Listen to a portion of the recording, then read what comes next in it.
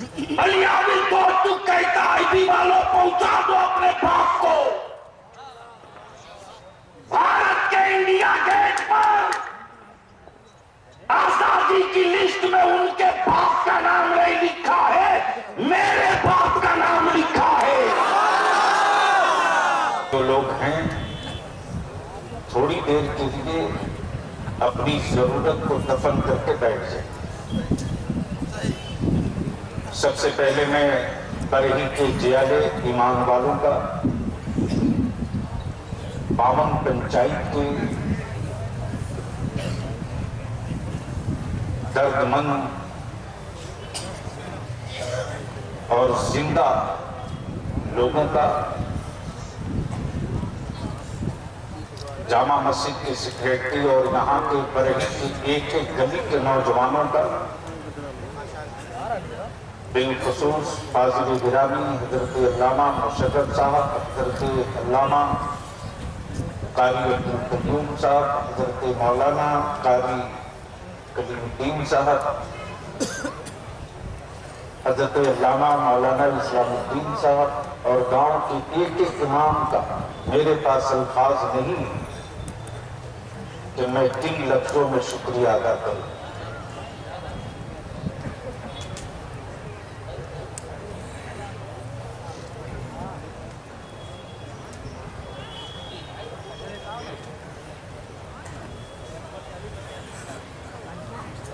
मेरे पास अल्फाज नहीं है कि अपने उलमा और शोरा का किन लफ्जों में शुक्रिया अदा करूं।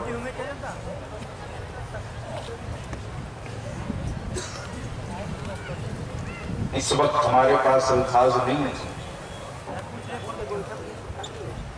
कि मैं अपने उस पेशवा को, अपने उस मुरब्बी को, अपने उस कायद को किन लफ्जों से पुकारूं।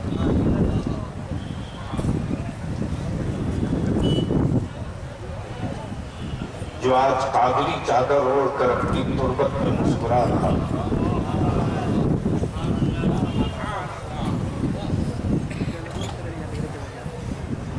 मैं इस लायक नहीं, लेकिन मैंने अपने उलमा से इस बात की बैत की है कि मैं अहले सुन्नत वल जमात मसलके आला हजरत और अपने उलमा के भरोसे को टूटने नहीं दूंगा। खुद को टूटूंगा, खुद को बिखर जाऊंगा, लेकिन आने वाले दिनों में अपने बच्चों को अब बिखरने नहीं दूंगा। मैं शुक्रिया अदा करूं जमात अहले सुन्नत के उस कद्दावर आलिम दीन का, जो बहराइच शरीफ से इस कड़ाके की ठंड में तहरीक के इस कारवां को चट्टान की तरह हिमायत लेकर खड़े हो और उन्होंने इस बात का ऐलान आम कर दिया कि मुफ्ती आजम की डोर का बदा हुआ कोई भी कहीं भी हो,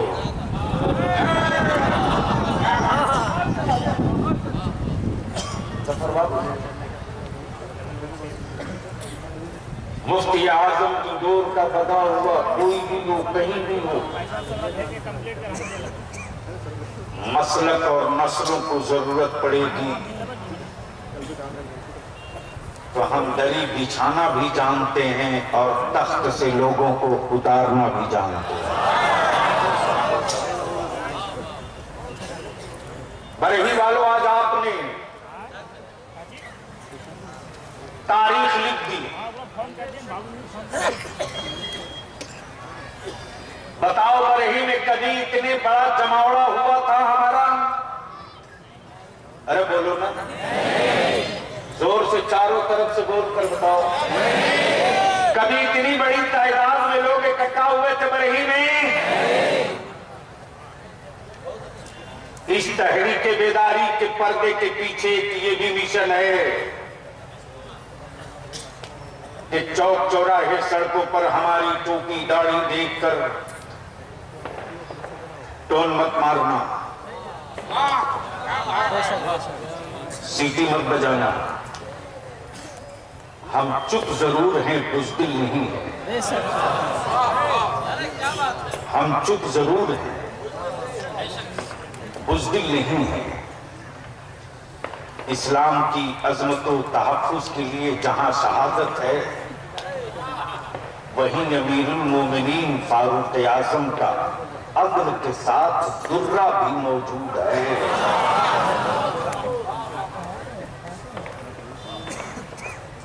आज इस तहरीक में दो हिस्सा, एक हिस्से का रिश्ता सीधे मुसलमानों से,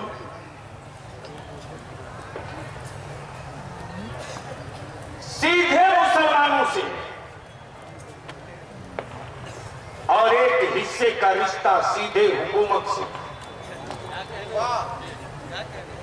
मैं इस पूरी बारात का शुक्रिया अदा करते हुए पूरी बारात की तरफ से अदारे शरीयत झारखंड के नाज़िम आला मौलाना कुतुबुद्दीन का शुक्रिया अदा करता। आज तकरीबन 16 दिन हो गए अल्लामा नवान साहब ये बंदा जो गुजर के इसलिए कि निकला घर नहीं। दिल्ली में जहां टेम्परेचर था माइनस में 6-7, 3 तलाक और एनआरसी के खिलाफ जो बलियादी की पिटीशन है सुप्रीम कोर्ट में, सुबह 10 बजे लोग घर से नहीं निकलते थे, 8 बजे ये मेरा आलिम खाई दबाए वकीलों के चेंबर का चक्कर काटता था। मैं तो तुझको होश में लाने के लिए खड़ा। अगर आज आप बरही में होश में आने का ऐलान कर दिए तो जो मेरी औलादों को बेहोशी की दवा दे रहे हैं उनकी नस्लों को 100 साल तक हम होश में नहीं आने देंगे। लेकिन आप मेरी मदद करोगे तब। क्या करने को तैयार हो? कितने लोग मदद कर सकते हो? नहीं, जो बैठे हैं कुर्सी पर मैं चारों तरफ। कितने लोग मेरी मदद करोगे? उठाए रखो, हाथ खोल के नहीं, मुट्ठी बांध के उठाए रखो। कितने लोग मदद कर सकते हो? मदद करोगे? बोलकर बोलो मदद करोगे। जोर से बोलो मदद करोगे। बलियानी को पैसा नहीं चाहिए, दौलत नहीं चाहिए, इसे दौलत पैसे की जरूरत नहीं। नौजवान हो तो मेरी बेटियां बचा लो, नौजवान हो तो मेरी बेटियां बचा लो, और नबी के गुलाम हो तो मुस्तफा की नामूस बचा लो।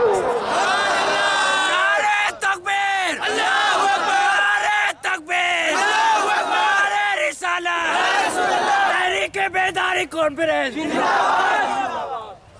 तमाशा हो गया, भैया तमाशा। हज़रत मुफ्ती साहब किबला मयार पर उलमा इकराम से काजी साहब बहुत सारी बातें मैं आप लोगों को नहीं बताता। टेलीफोन पर कुछ धमकियां भी, कुछ ताने भी। सबको मैं यूं ही पी लेता हूं जैसे ये पानी है, पी जाओ। इसकी औकात यही है कि इसकी जगह बदल कर फिर निकाल दो। इसको हटाओ अपनी तकलीफ, एक कंप्लेन, ताकि मेरी बात समझ में आ सके। गैरों में इतनी ताकत नहीं थी जो मेरी बेटियों के पर उंगली उठाता। ईमान से बोलो, हिम्मत नहीं थी। कब तक भीख लेकर कटोरा मांगोगे? कभी हुकूमत से मांगते, उनसे मांगते हो जिनकी हुकूमत तेरी वजह से।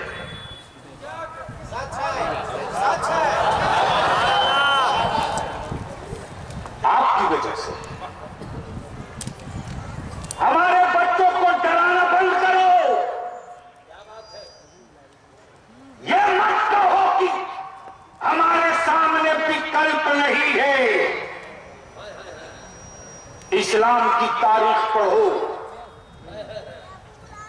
जब कोई नहीं था तो तन्हा मेरा नबी था। बोल दो, बोलना पड़ेगा थोड़ी देर। तो भैया इनको हटाओ प्लीज, रहम करो। नहीं फिर ये सिक्की क्यों दे रहे? ये माइक चालू तो नहीं है, ये माइक तो नहीं चालू। बस बैठ जाइए, चुट्टी तजवीज में पेश करूंगा। मेरे अजीज, मेरे बच्चों को डराया जाता है, कभी छुछुंदर से, कभी बंदर से, कभी फूल से, कभी खंजर से। बलिया भी कहता है कि हमको मत डराओ, मेरी औलादों को मत डराओ, और ईमान वाले हो तो डरो मत। ये मत कहो कि मेरे सामने विकल्प नहीं, तुम ही की वजह से सबकी दुकान चल रही है, तुम्हारी वजह से, तुम्हारी वजह से। कहां गए वो सेकुलर लोग?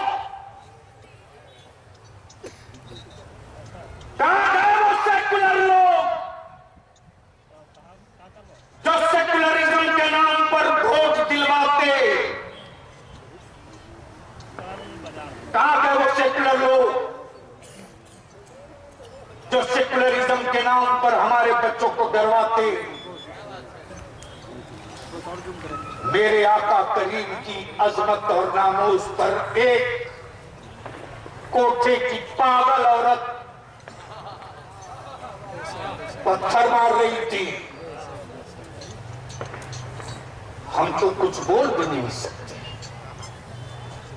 हम तो चीख भी नहीं सकते।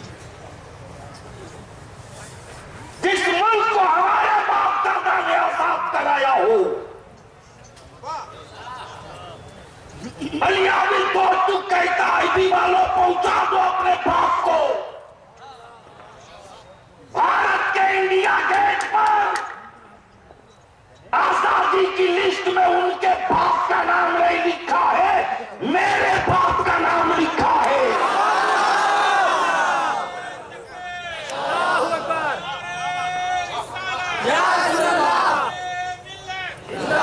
इस मुल्क को हम बर्बाद नहीं होने देंगे, इस मुल्क को हम टूटने नहीं देंगे।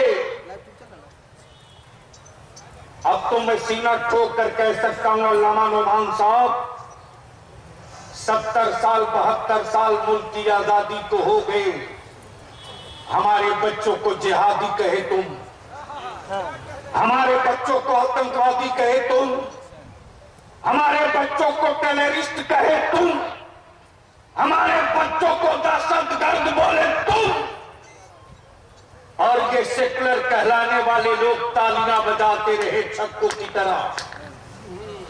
अब इनकी कलाइयां पकड़ो, पकड़ो, इनकी कलाइयां पकड़ो, और ये मत सोचो, अब तो निकल चुका है उलमा का ये कारवां,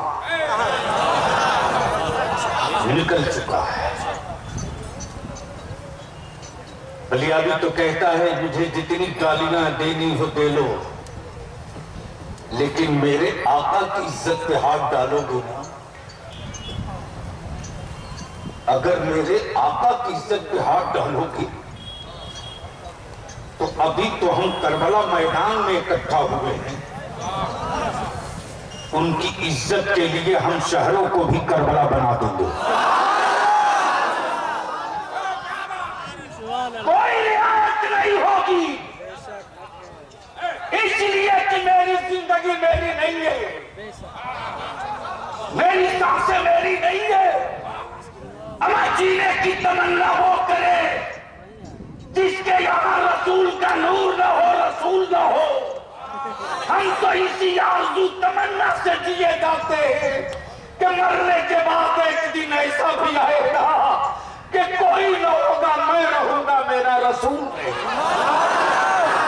कोई समझौता नहीं, लेकिन सेकुलर कहलाने वाले किसी पार्टी के नेता ने आवाज नहीं उठाई कि इस आवारा औरत को गिरफ्तार करो, इस पागल औरत को पकड़ो। कोई आवाज नहीं उठी। मैं किसी का नाम नहीं लूंगा, किसी ने आवाज नहीं उठाई। हाँ, रांची में हमारे कुछ बच्चे उतर गए, हमारे बच्चे उतर गए, हम भी देखते रहे। हमारे बच्चे उतरे थे, रोटी नहीं मांग रहे थे, कपड़ा नौकरी नहीं मांग रहे, वो हुकूमत भी नहीं मांग रहे थे, वो किसी की जमीन पर कब्जे की भी बात नहीं कर रहे थे। वो सिर्फ इतना कह रहे थे कि जिसने मेरे नबी की तौहीन की उसको गिरफ्तार कर। लेकिन 12 साल 10 साल के हमारे बच्चों के सीने में गोली उतार दी गई, गोली मार दी और उल्टे हमारे 4000 बच्चों पर केस किया गया। तब मैंने मौलाना कुतुबुद्दीन से कहा इस हुकूमत से बात करनी चाहिए, बात कीजिए, बात कीजिए और तारीख इन्हीं से पूछ लीजिए कौन सी तारीख इनको सूट कर रही है, इन्हीं से पूछ लीजिए। गिरफ्तारी करनी है तो आ रहा है गलियाबी, कर लो गिरफ्तार। देखता हूं तेरे जेलों की साइज कितनी बड़ी है। हर गांव से निकलेगा नबी का आशिक, हर घर से निकलेगा नबी का आशिक, हर आंचल से निकलेगा नबी का आशिक, हर गांव से निकलेगा नबी का आशिक। अरे तेरी जेलों की साइज छोटी पड़ जाएगी, नबी के आशिकों के हौसले कम नहीं पड़ेंगे।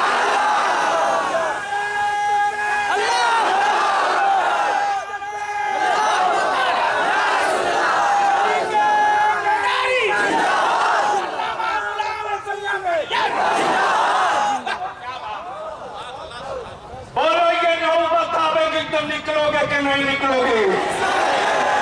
अगर जरूरत पड़ी तो निकलोगे कि नहीं निकलोगे? हम अपने उलमा से विनती करके कहेंगे, हमारे पास मदरसे का कम से मकतब था, सिर्फ मकतब था। अल्लाह के वास्ते अब रहम कर दीजिए। अब घड़ी देखकर पढ़ाने का वक्त नहीं है, अब जरूरत देखकर पढ़ाने का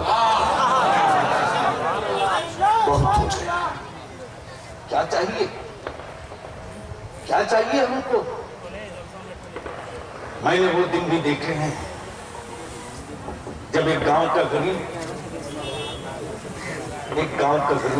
मौलाना नुमान साहब, जिसको मैं करीब से जानता हूं कि शायद 15-20 दिन के बाद उसके बच्चे गोश्त या अच्छा खाना खाते हैं,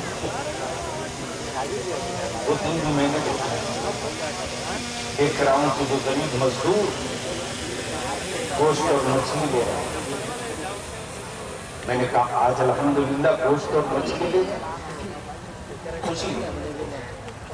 उसने जवाब दिया, कलियाबी साहब 15 दिन के बाद मेरे घर मेरे इमाम की दावत आती है।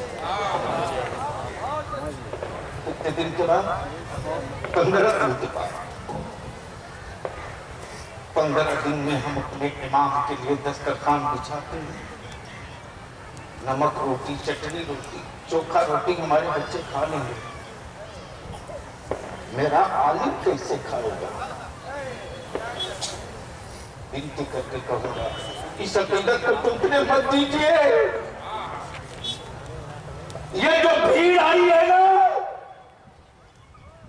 भरोसा करके आई है, और ये मजमा खाली जाने के लिए नहीं आया, आज कुछ लेकर जाएगा। अगर आप चाहो तो मदद कर सकते हो।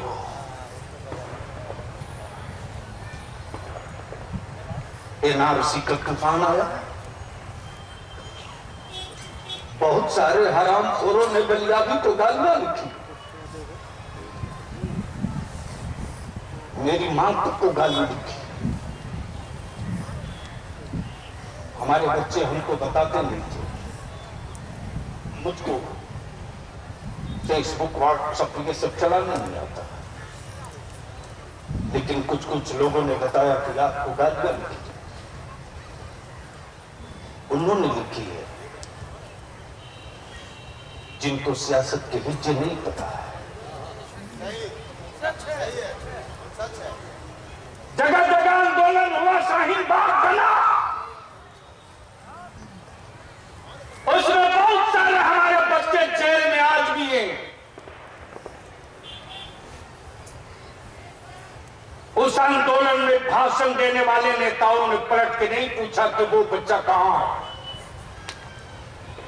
वो जेल की सलाखों। तेरे बलियाबी में समझौता नहीं होने दिया। मैंने कहा कि मैं जमीन पर भी लड़ूंगा और सबसे पहले सड़क पर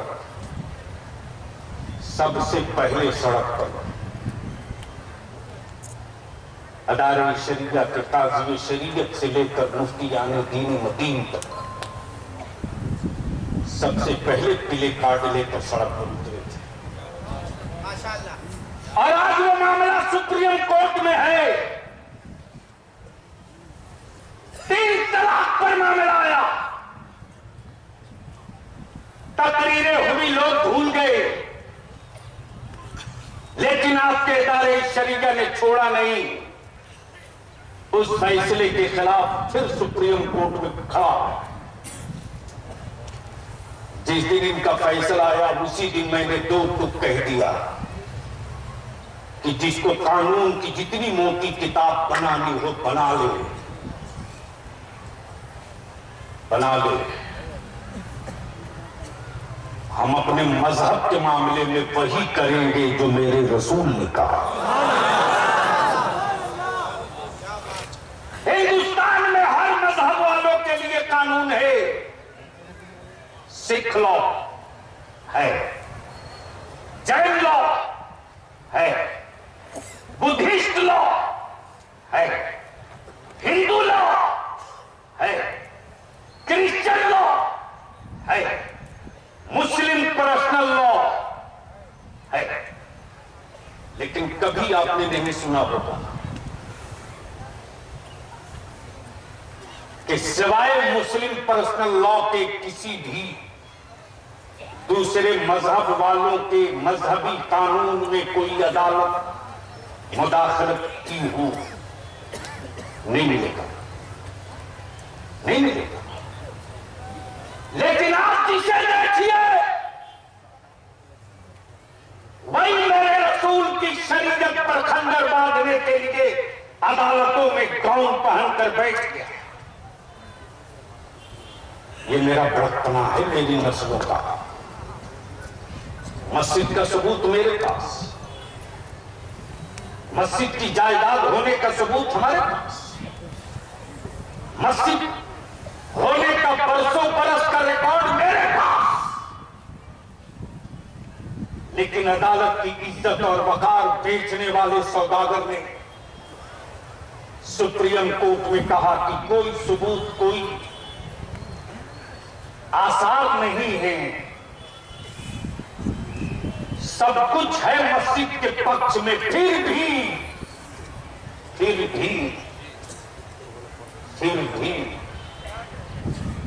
ये मैं फलाने को देता हूं। ये तेरी अदालत का बिकने वाला जज है और वो इस्लाम की अदालत का इंसाफ करने वाला जज अमीरुल मोमिनीन फारूक आज़म, जिसके एक पर्चे से, जिसके एक हुक्म से समंदर रास्ता बना दिए। हम उस अमीर के मानने वाले। क्या हुआ? तब शरिया ने तय किया कि नामूसे रिसालत पर कानून बनना चाहिए। बोलो बनना चाहिए कि नहीं बनना चाहिए? चारों तरफ से आवाज उठेगी तो समझ में आएगा। नामूसे रिसालत पर कानून बनना चाहिए कि नहीं बनना चाहिए?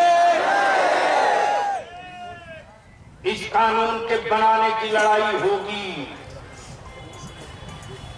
और अभी हम लोग रामगढ़ बिशुनगढ़ से हमारा नौजवान महमूद आलम आ गए, हजारीबाग से पूरी मेरी टीम आ गई। हजारीबाग में वो तारीख लिखी जाएगी बरेली वालों, इसलिए कि मैंने भी आहत किया है कि तुम जिस शहर में मेरा छप्पर जलाओगी, उसी शहर में उसी जमीन पर एक नया किला बनाकर दिखाएंगे। लवारिस मत समझिए और मेरी चुप्पी को बुज़दिली मत मानिए। अरे ये तो शुक्र है कि मेरे आलिमों ने बांध रखा है, बांध रखा है मेरे आलिमों ने। अगर आलिमों ने हल्की सी गांठ ढीली कर दी ना, तो संभालना आपके घूटे का नहीं रह जाएगा। लेकिन गैरों ने नहीं। हज़रत मुफ्ती शमसुद्दीन साहब खुदा हमारे अपनों ने हमको कमजोर किया है। सोच मुसलमान, जब बरेली जामा मस्जिद के दरवाजे पर या मक्का मस्जिद के दरवाजे पर या मदीना मस्जिद के दरवाजे पर जब कोई निकाब पोश बुर्के वाली मेरी माँ बहन बेटी आंचल फैला के खड़ी होती है कि मुझको बेटी की शादी करनी है, मदद करो, उस वक्त कलेजे पर क्या बीतता। बामन गांव के लोग आए हैं, बामन गांव के सदर सेक्रेटरी, इसमें 2, 4, 5, 10 पंचायत के हों तो जरा हाथ उठा कर। सदर सेक्रेटरी आगे आ जाए, आगे आ जाए। जिस पंचायत के सदर सेक्रेटरी हों वो आगे आ जाए। स्टेज के करीब उलमा आपको देखना चाहते हैं। पंचायत गांव के सदर सेक्रेटरी, गांव के सदर सेक्रेटरी, गांव के सदर सेक्रेटरी, जिस किसी गांव के हों सदर सेक्रेटरी स्टेज के पास आ जाइए। बस ऐसे ही घूम के खड़ा हो, ऐसे घूम के, ताकि लोग भी आपको देखें। ऐसे घूम के खड़ा हो, बस ऐसे ही घूम के खड़े होते जाइए। कोई उठेगा नहीं। तहरीक बेदारी की असल रूह में आपके बीच रख रहा हूं। सुभान अल्लाह। ये लोग आइए, जल्दी कीजिए। गांव के सदर सेक्रेटरी लोग स्टेज के करीब आइए, हमारे उलमा आपको देखना चाहते हैं। बस एक लाइन से लग के चलिए। आप लोग बैठिए प्लीज, आप लोग बैठ जाइए, आप लोग बैठिए। आप भी हो, चलो नीचे। ये हमारा कौमी इत्तेहाद मोर्चा का वो सिपाही है कि रात को 2 बजे भी अगर फोन पहुंच जाए, नहीं प्लीज सीरियस, खड़े हो जाइए। ये गांव के सदर सेक्रेटरी लोग आ जाइए, आए हैं। हज़रत मुफ्ती साहब, इसीलिए मैं कहना था एक मजबूरी थी आगे, बड़ा सुकून मिला।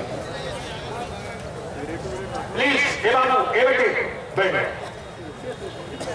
यह हमारी आबादियों के फिगर भी है, रीढ़ की हड्डी भी है। बोलो है कि नहीं है? अरे जोर से बोलो, है कि नहीं है? जोर से बोलो, ये गांव के जिम्मेदार हैं कि नहीं है? हम अपने उलमा से विनती करेंगे प्लीज बैठ जाइए, बैठ जाइए। अब मैं अपने गांव के जिम्मेदारान से, गांव के सदर सेक्रेटरी से एक चीज मांगू, क्या आप लोग देंगे? देंगे? मदद करेंगे? आप लोग चाहते हैं कि जहेज को खत्म कर दिया जाए? आप लोग चाहते हैं जहेज खत्म कर दिया जाए? तो आधा काम आप कर दीजिए, आधा काम मेरा आजिम कर दे। आज कौन सा दिन है? कल जुमेरात, परसों जुमा।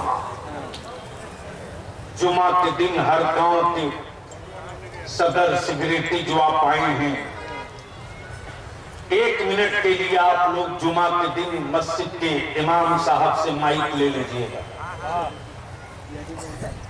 और माइक लेकर ये ऐलान आपकी तरफ से हो जाए बैठने हो कि मेरे गांव में अगर कोई बारात, डीजे, बाजा, पटाखा, जहेज वाली आएगी, सुनना है कि देखना है? दूल्हे का निकाह मेरा इमाम नहीं पढ़ाएगा।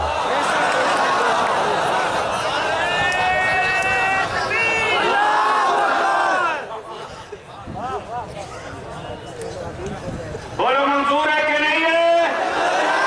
मुट्ठी बात तो बताओ, मंजूर है कि नहीं है? अगर आप लोग तैयार हो गए और रोक दिए तो एक कालीन निपटने के लिए उन मौलवियों से तैयार है। देखते हैं वो कैसे निकाह पढ़ाकर बच्ची रुखसत करा के ले जाएगा। या तो बारात वापस जाएगी या तो उसी गांव में तौबा करके पैसा वापस करना पड़ेगा। नारे तकबीर, नारे रिसालत, नारे तकबीर। ये आप लोगों की तरफ से ऐलान आ जाए। बस आपका शुक्रिया, तशरीफ लाए। जुमा के दिन हर मस्जिद की खबर अल्लामा मुसद्दक साहब हमको दे देंगे, इसलिए कि इदारे शरिया की गांव-गांव में कमेटी बन गई है। अब मैं जरा नौजवानों की, उन कुमारी नौजवानों की भी मैं एक बार ज़ियारत करूँ। चलिए बैठ जाए।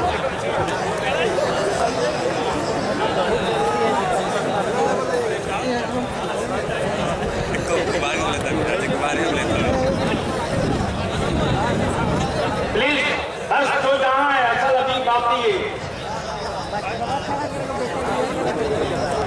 अब ये बताओ कि यहाँ कितने लोग ऐसे हैं जिनका बेटा तुम्हारा है?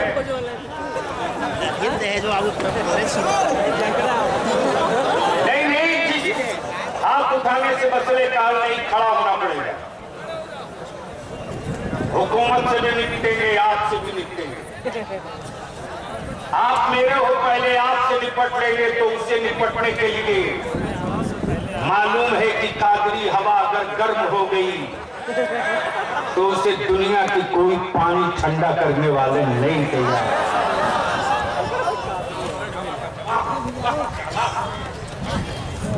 जिनके बेटे कुंवारे हैं वो कितने बाप हैं मजमे में, जरा खड़ा हो जाओ।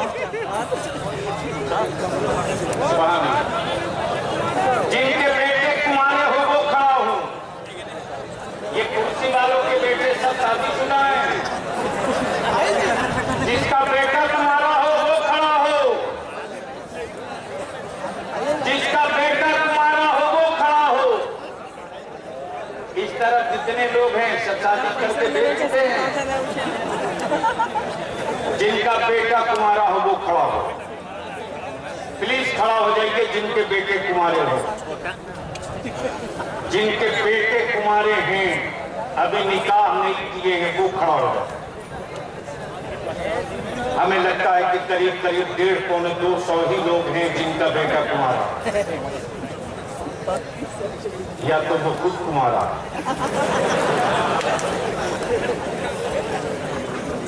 बस खड़ा रहिएगा प्लीज।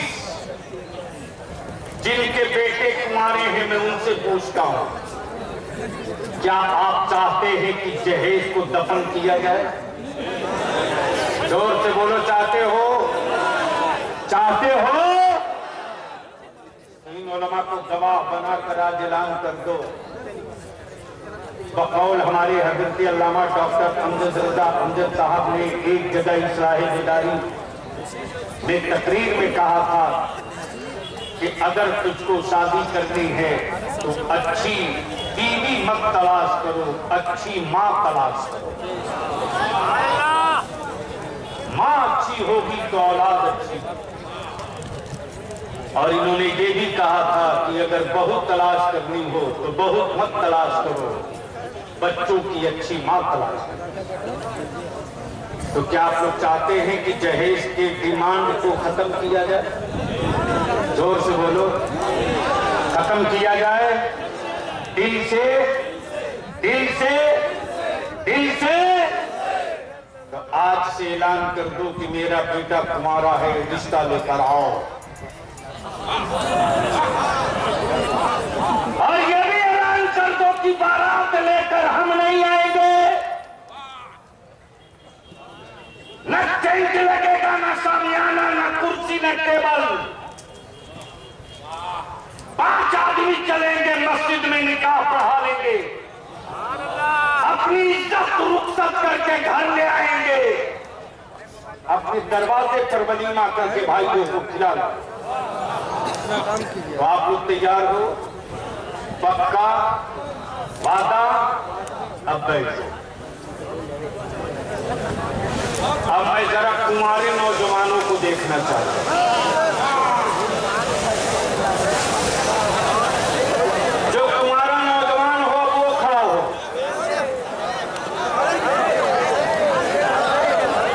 जिनका निकाह नहीं हुआ है वो खड़ा हो।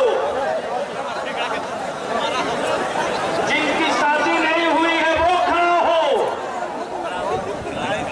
और जमाने को उन हुक्मरानों को बता दो कि मैं अपनी बेटियों की आबरू की हिफाजत खुद करना जानते हैं। सुभान अल्लाह, सुभान अल्लाह। जो कुंवारे हैं वो खड़ा हो। दिलबर बाबू प्लीज देखिएगा, जो कुंवारे हैं वो खड़े हैं। हजरत आप भी कुंवारे हैं क्या? तो जब आप कुंवारे नहीं है तो कहीं खड़ा हो? यदि देख रहे बर्दाश्त नहीं हुआ। जो कुंवारे वो खड़ा हो जाओ। अब बलियादी से आपसे पूछता है कि क्या आप चाहते हो कि मेरे बच्चे, हमारी कौम की औलादें आने वाले दिनों में एनआरसी के चक्कर में बर्बाद न हो? चाहते हो? ये जितने कुंवारे खड़े हैं, क्या आप मेरी मदद करोगे? आप मदद करोगे? क्या तहरीक का हिस्सा बनोगे?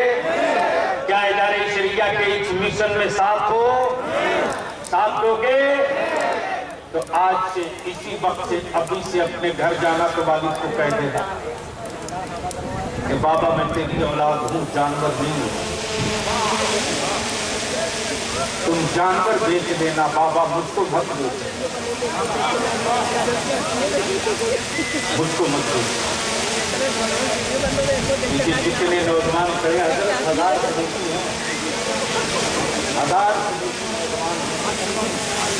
तो जितने कुंवारे नौजवान हैं, मुट्ठी बांध के दोनों हाथ उठाकर बताओ, जहेज लोगे क्या? नकदी लोगे क्या? मोटरसाइकिल लोगे क्या? किसी गरीब बाप की बेटी की जमीन बेचवाओगे क्या? नहीं। बस इन्हीं चंद जुमलों के साथ अब आप बैठ जाए। जहां हूं जोहर का वक्त बिल्कुल करीब है, इसलिए प्लीज 1 मिनट, आखिरी बात। बाबू बैठ जाओ जल्दी। आखिर में शुक्रिया अदा करते हुए मैं हेमंत बाबू से एक बात कहूंगा। हेमंत बाबू, उर्दू दफन हो रही है, उर्दू खत्म हो रही है। आप सेकुलर गवर्नमेंट कहलाने वाले हो। तुम्हारी बिरादरी ने तुमको उतना वोट नहीं दिया जितना मुसलमानों ने बोरा में भर के दिया है। और तुम्हारी हुकूमत में मेरे बच्चों को AK-47 से मारा गया। अब तक वो SP उस पर कार्रवाई क्यों नहीं हुई? हमारे बच्चों का मुकदमा अब तक वापस क्यों नहीं हुआ? आज 22 साल बीत गए, मदरसा बोर्ड का गठन नहीं हुआ, उर्दू टीचर खत्म हो गए। हिंदी के नाम पर, मर्कज के नाम पर उर्दू स्कूलों को बंद कर दिया तुमने। बिहार में मखलूत हुकूमत होने के बावजूद भी 24 67 मदरसों की मंजूरी, जिसमें से 900 का पेमेंट करा दिया। मखलूत हुकूमत के बावजूद भी आज से 7 साल पहले हमने 15,000 उर्दू टीचरों की बहाली करा ली। अब तो सेकुलर हुकूमत है, अब क्यों नहीं हो रहा? इसीलिए सत्ता में हिस्सेदारी और नौकरी में भागीदारी, वरना अगर हमको डराकर आप कहीं जा सकते हो तो ये मजमा देख लो, बड़े ही से ऐलान आम है। तुम अपने लिए कहीं जा सकते हो तो हम अपनी नस्लों के मुस्तकबिल के लिए भी कहीं जा सकते। आप टोपी, दाढ़ी, मस्जिद, मदरसा निशाने पर। मैं आपसे विनती करके कहता हूं, मत बेचो जमीन, वरना 10 साल के बाद 30% मुसलमान बिहार, झारखंड, बंगाल का भूमि विहीन हो जाएगा। मत बेचो। आने वाले दिनों में जब तेरे बेटे से पूछा जाएगा तो हिंदुस्तानी है, सबूत दे, तेरे बच्चे कहेंगे ये आधार कार्ड, लोग बोलेंगे नहीं मानूंगा, पासपोर्ट नहीं मानूंगा, वोटर आई कार्ड नहीं मानूंगा, जमीन का दस्तावेज है तो ला। उस वक्त तेरे पास कुछ नहीं बचेगा। इसीलिए जमीन मत बिकने देना। और आखिरी बात मैं अर्ज करता हूं कि जिस तरह भारत में मुसलमानों की मौलिक टोपी दाढ़ी देखकर जिहादी, धर्म के नाम पर नफरत, जमीनों पर कब्जा, हमारे आलिमों की इज्जत आबरू से रोज खेलना, मेरी बेटियों की निकाब और पर्दे पर टोंटबाजी अभी यहां लाकर खड़ा कर दी है कि जिस तरह दलित भाइयों के लिए दलित एक्ट बना, वक्त आ गया है कि मुसलमानों की सुरक्षा के लिए मुस्लिम सेफ्टी एक्ट बनाया जाए। और जो दलित एक्ट का धारा है वही धारा इसमें रखा जाए। बोलो ये होना चाहिए कि नहीं? जोर से बोलो, होना चाहिए कि नहीं? नबी के नामूस पर कानून बनना चाहिए कि नहीं? उर्दू टीचरों की बहाली होनी चाहिए कि नहीं? मदरसा बोर्ड का गठन होना चाहिए कि नहीं? तेरे बच्चों को नौकरी मिलनी चाहिए कि नहीं? मदरसों को इमदादी करना चाहिए कि नहीं? तो जब ये सारी चीजें चाहिए तो दिल से जितने लोग साथ हो, इन सारे मुद्दों पर अपना समर्थन, अपनी हिमायत, कि ये 17 एजेंडे हैं, इन सारे एजेंडों को आपने सुन लिया, समझ लिया। क्या ये लागू होना चाहिए कि नहीं होना चाहिए? जोर से होना चाहिए कि नहीं होना चाहिए? कितने लोग इसके पक्ष में हैं? हाथ उठा दें, उठाइए रखिए। नामूसे रिसालत पर कानून बनना चाहिए कि नहीं बनना चाहिए? दलित एक्ट की तरह मुसलमानों की सुरक्षा के लिए सेफ्टी एक्ट बनना चाहिए कि नहीं चाहिए? सत्ता में हिस्सेदारी मिलनी चाहिए कि नहीं मिलनी चाहिए? मेरे बच्चों को रोजगार मिलना चाहिए कि नहीं मिलना चाहिए? दहेज खत्म होना चाहिए कि नहीं चाहिए? अपने बच्चों को पढ़ाना चाहिए कि नहीं चाहिए? आपने वक्त दिया, जाना नहीं, रूहे तहरीक, जाने तहरीक, भरोसे तहरीक। और इसी के साथ साथ एक बात अर्ज कर दूं, आज तो बरही में सिर्फ इलाके के मुसलमानों ने अंगड़ाई की है। बोलो, अगर तेरी नस्लों के लिए बुला दूं कि रांची को जाम कर दो,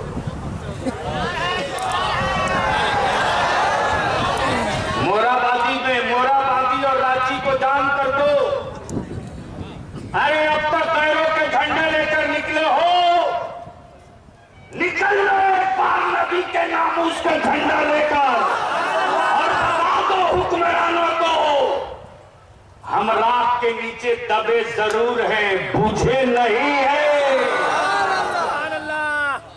तो अगर रांची बुलाया जाए तो आओगे कि नहीं आओगे? जोर से बोलो, आओगे कि नहीं आओगे? तो मेरे पास पैसा तो नहीं है, कैसे आओगे? जोर से बोलो, कैसे आओगे? अपनी गाड़ी से। आईबी वालों, दोनों बाबू को बता देना कि मुस्तफा वाले अब उठ गए हैं, और जब ये उठ जाते हैं तो कोई माई का लाल इनको सुला नहीं पाता। सुभान अल्लाह। दूसरी बात अब्दुल फरक है कि हमारी बहुत सारी बच्चियां पैरों के साथ जाकर घूमकर हो। अच्छा, तो फिनिश करके फिर से कराएं। बोलो सही है कि गलत? अगर बात हो तो अपनी बेटी के हाथ से मोबाइल और लाल से फिनिश। मोबाइल छीन लो, मत दो मोबाइल अपनी बेटियों को। हाई एजुकेशन के नाम पर हमारा मत बनाओ। खिलाने की जिम्मेदारी इस्लाम ने मर्दों को दिया है। वो कोई और होगा जो बीवी छोड़ के भागता। हम बीवी छोड़ के भागने वालों में नहीं हैं, बीवी का बोझ उठाने वाले। इसलिए इसी के साथ मैं अपनी बेटियों से कहूंगा कि अल्लाह के वास्ते अब रहम कर दो, रहम कर दो। ये सैलाब इश्क बता रहा है कि आज बरेली के मुसलमानों ने, ईमान वालों ने झंडा गाड़ दिया है। हम आंख बंद किए हैं, अभी अंधे नहीं हुए। अगर खोल देंगे तो उसकी ताब न ला सकोगे।